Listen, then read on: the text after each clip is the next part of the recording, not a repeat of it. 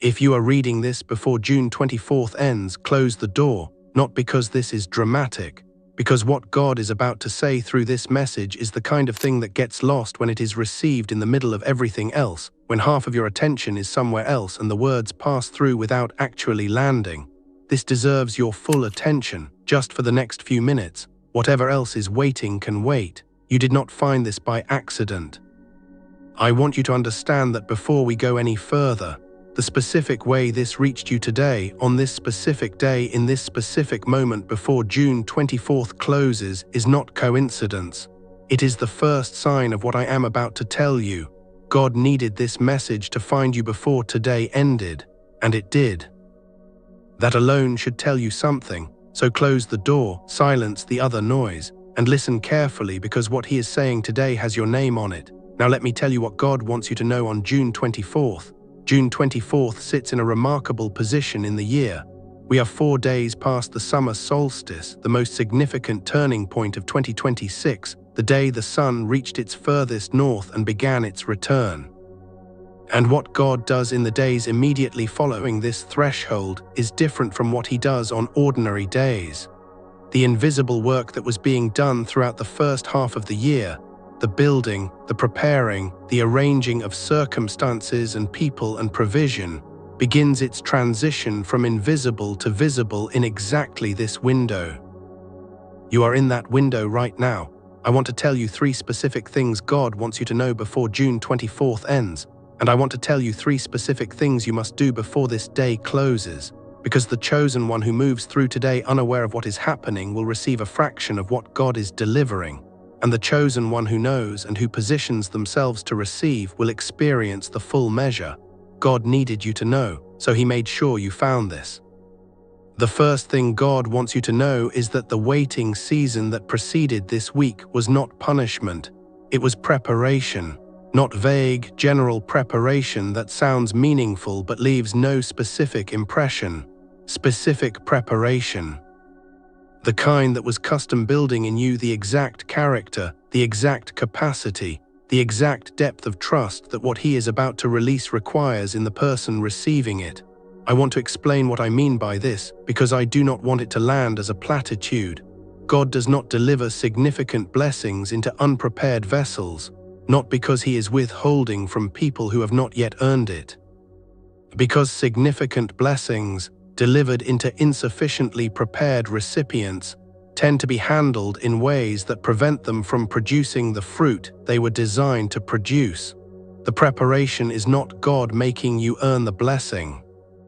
It is God making sure the blessing actually lands and takes root rather than arriving, and then being lost through handling that the previous version of you would not have known how to avoid.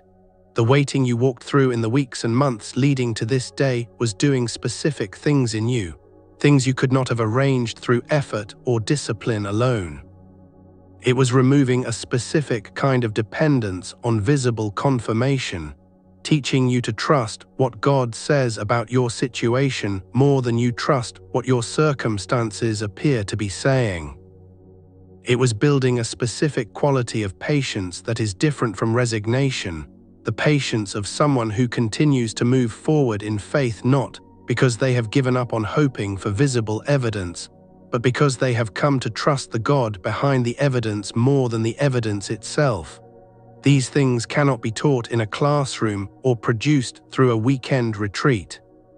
They are produced through the specific crucible of extended waiting, through the decision, made again and again in private, to keep believing when the visible evidence was not cooperating.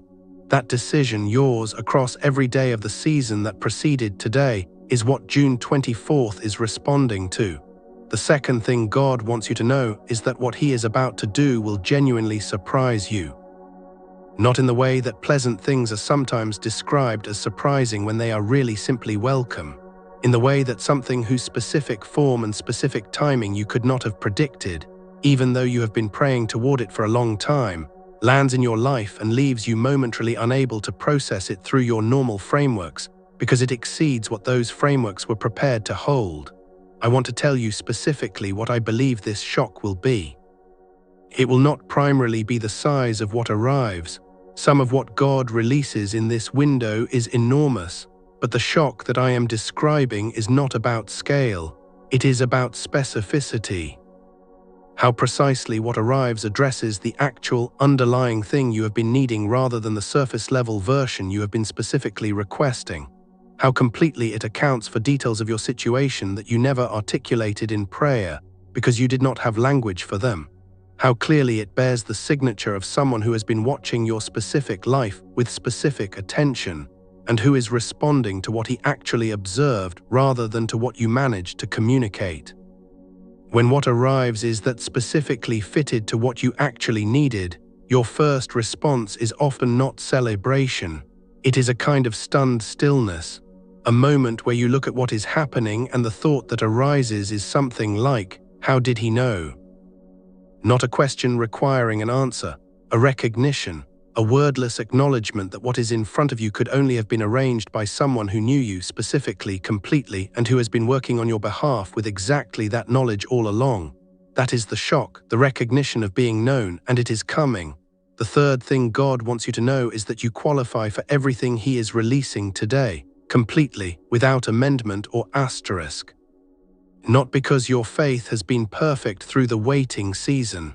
Not because you believed without wavering or prayed without distraction or never wondered whether the waiting was going to end.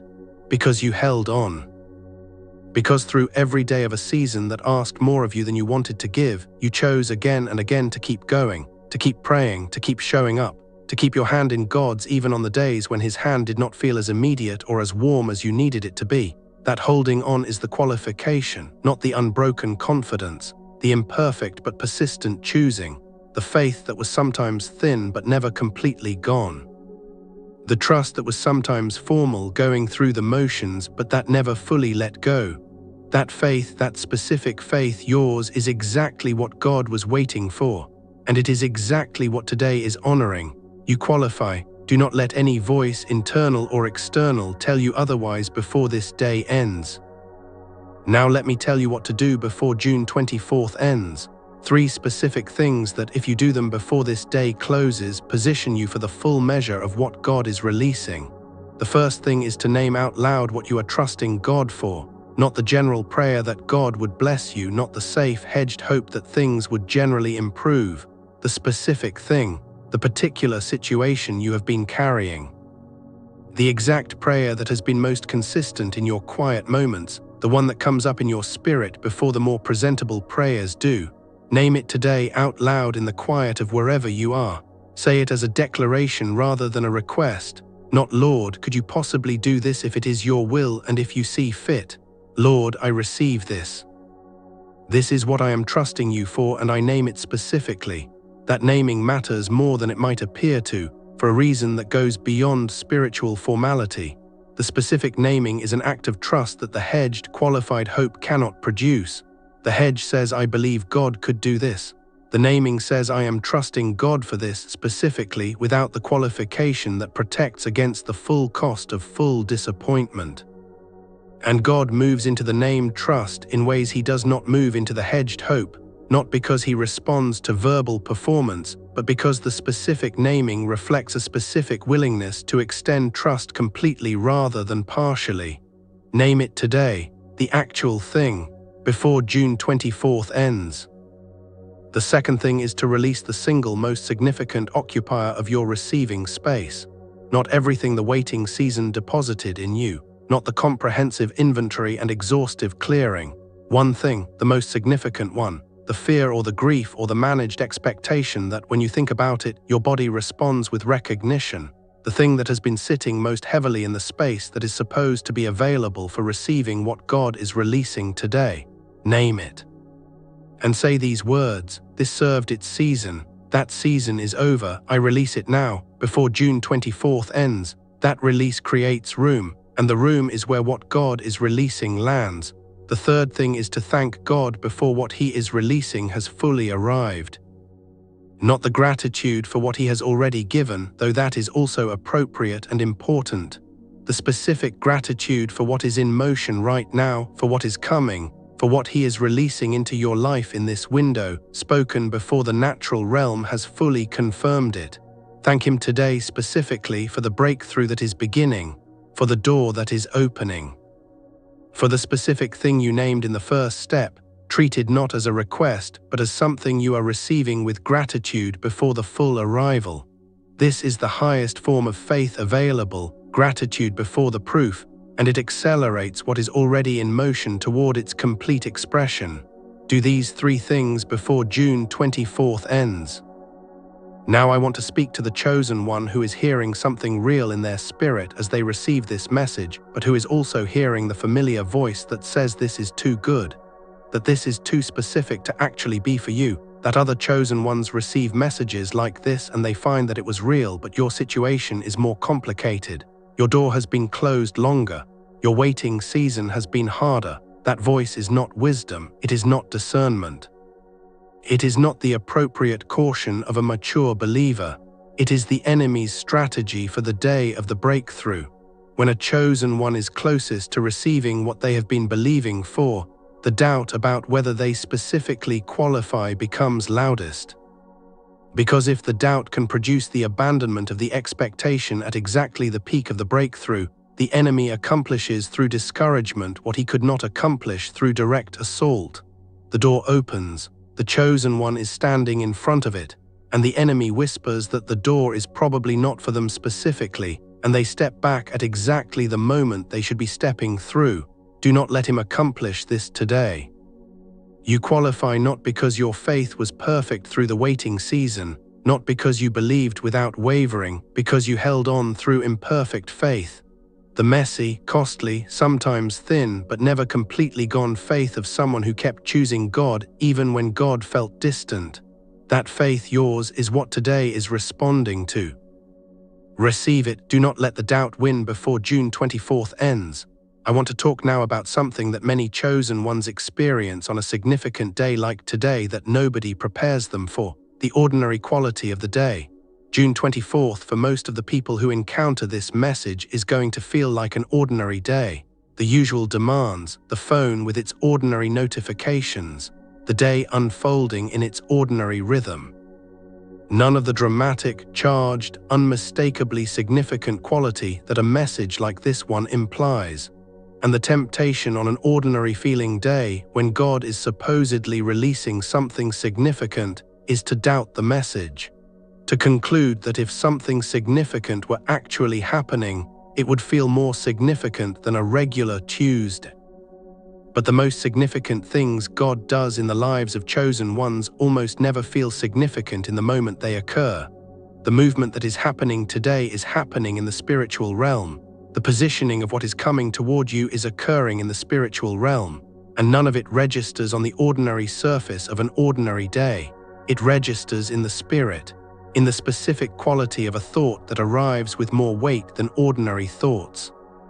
In a conversation that turns in a direction neither person planned for, in a message that arrives at an unexpected moment from an unexpected person, in a moment of quiet clarity about something that has been confused for a long time.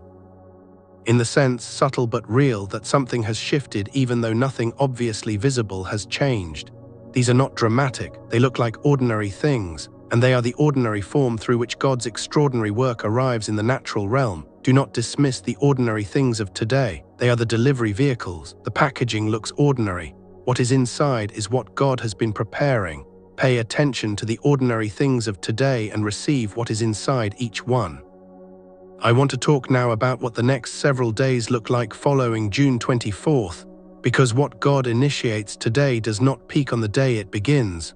It builds, and knowing what is coming helps you receive each day's installment without missing it, because it arrived more quietly than expected. The day following June 24th is a consolidation day. What began today will settle into something more solid. The first movement in whatever has been stuck will settle into a specific new dynamic. The first evidence of provision will solidify into something more concrete.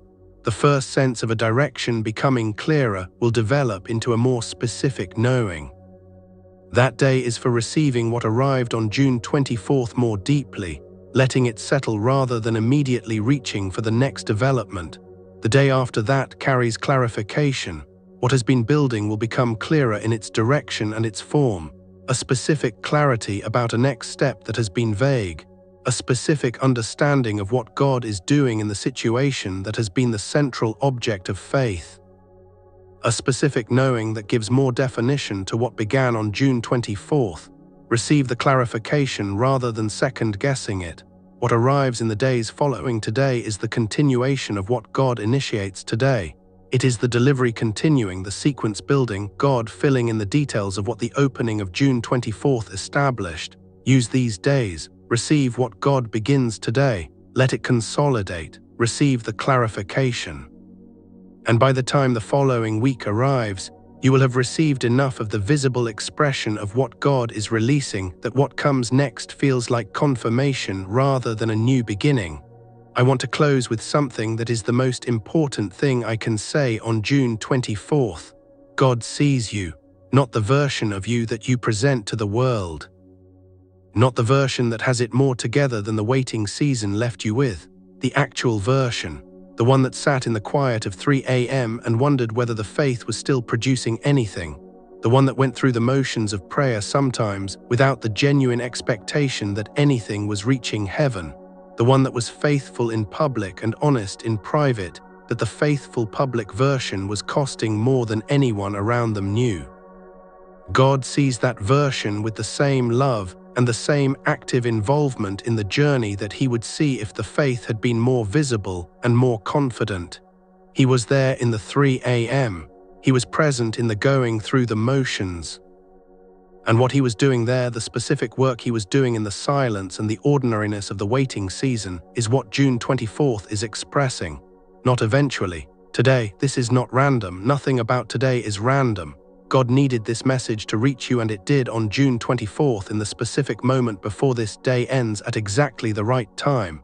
Do the 3 things, name what you are expecting, release what is occupying the receiving space. Thank God for what is on its way, and watch what the rest of today and the days that follow bring. The waiting season produced something in you that only the waiting season could produce, and June 24th is the day God makes that visible. You are exactly on time. This message found you at exactly the right moment. And what God is about to do in your specific life, in your specific situation with your specific prayer is going to shock you in the best way. I want to go deeper on each of the 3 things I described because I gave you the instruction briefly, and the depth is what makes them actually work rather than simply being spiritual motions you go through without real effect. The naming of what you are trusting God for. Why the specific naming matters. Most chosen ones who have been through extended waiting seasons have developed a specific relationship with hope that is careful, that hedges, that says I believe God could do this rather than I am trusting God for this. The hedging qualifies the expectation to protect against the full cost of full disappointment. And the hedging is understandable. It is the natural response of a heart that has been disappointed, that has said, I believe God is doing this, and then watch the visible circumstances not reflect that belief for longer than felt acceptable. But God does not deliver into the hedged expectation the way he delivers into the named one. The specific, unqualified declaration says I am going far enough out on the limb of this belief that I am willing to name exactly what I am trusting for. That is different from the hedge. The hedge stays close to the trunk. The specific naming goes to the end of the limb. And God meets the named expectation at the end of the limb with the delivery that the hedge would never find, because the hedge never got far enough out to receive what was waiting there. Name it specifically, the actual thing without the qualification, and let God deliver into the named expectation today. The releasing of what occupies the receiving space. Why one thing is enough. Some chosen ones read the instruction to release and immediately begin the comprehensive inventory. Every fear, every grief, every disappointment, every pattern, every wound that the waiting season deposited. The complete clearing of everything all at once, the total emptying of whatever has accumulated. That is too much for one day, and the attempt to release everything at once typically produces the releasing of nothing, because the size of the task overwhelms the capacity of the choosing. One thing is enough, because the releasing is not about cleaning the entire field. It is about creating enough room for today's delivery to land, and one specific release, one deliberate choosing to let go of the most significant occupier of the receiving space, creates the specific clearance that is needed. Choose the most significant one, not the list. The one that when you name it, your body responds with recognition. The one that produces the specific sensation of something being held that is ready to be put down. That one, name it, release it. And trust that the one release creates the room that is needed, the gratitude before arrival. Why this is the most powerful thing you can do today. The request says, I need this and I am asking for it. The declaration says, I believe this is coming. But the gratitude before arrival says, I am so certain this is already real in the spiritual realm that I am honoring it with thanksgiving before the natural realm has confirmed it. That specific posture, gratitude before the proof, does something in the spiritual realm that the request and the declaration cannot produce on their own. It creates what you might call the receiving confirmation. The specific signal to God that the chosen one has received what was delivered in the spirit, even before the natural expression has arrived. And that signal is what God responds to with the acceleration of the natural expression. Because once the receiving is confirmed in the spirit, the delay in the natural expression serves no further purpose. The delay existed to build the faith to the level where the full reception was possible. And the gratitude before arrival proves that the faith is there, that the receiving is complete in the interior, that the natural expression is simply the next thing to happen. Thank Him today specifically for the breakthrough that is beginning, for the door that is opening, for the specific situation you named in the first step, for all of it before the natural realm has fully confirmed it. And watch how the natural realm moves toward what you honored with thanks. I want to speak now to the chosen one who is finding this message in the late hours of June 24th, in the last part of the day, who almost did not find it, who was busy with everything a day brings and found this only in the final portion of June 24th. You are exactly on time. God does not send messages to the wrong people at the wrong moment. If this found you in the last hours, that is when it was always going to find you, when the day had completed enough of itself that you were ready to receive what this message carries. And the three things are still available. The delivery is still happening. Do them before midnight. Name what you are expecting. Release what is occupying the receiving space. Thank God for what is on its way. You found this at exactly the right moment. I want to say one more thing, something that is not about the instructions or the timing or the spiritual mechanics of what God is doing today, something personal. You carried something through the waiting season that most people around you did not fully see. The waiting was not visible in the way that visible difficulty is visible.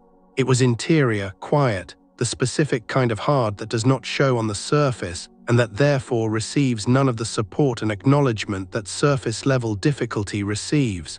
You carried it in private. You prayed about it in private. You chose to keep believing in private, without the external support that visible difficulty receives, without the acknowledgement that what you were going through was genuinely hard. God saw it all, every private moment of it, not the performance of faith in the moments when others were watching. The actual faith, the thin, costly, sometimes barely their faith of the private moments when no one else was present and the choice to keep going was made entirely between you and God. He was there, He saw it, He honored it. And June 24th, this message finding you today is His specific, personal response to what was privately endured. The private faithfulness is being publicly honored. Today, this is your sign. I want to add something more before this message ends. Something about a specific pattern I want you to watch for in the days immediately following June 24th, because understanding the pattern helps you navigate what comes next without being disoriented by it. In the days following a significant spiritual opening, the enemy's primary strategy is not to take back what God has released. He cannot take back what God has released.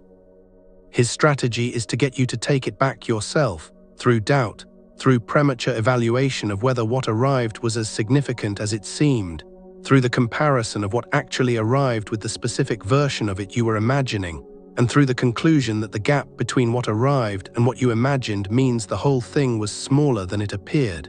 Watch for this specific form of erosion in the days following June 24th. When it comes, when the voice begins suggesting that what arrived was not quite as significant as it seemed in the moment, I want you to bring yourself back to what you named, what you released, and what you thanked God for before the arrival. Bring yourself back to the moment before this day ended when you made specific, named declarations of trust and gratitude. That moment is the anchor. What God released on June 24th in response to those specific acts of trust is real, regardless of how the days that follow attempt to minimize it. Hold what arrived. Trust what you received.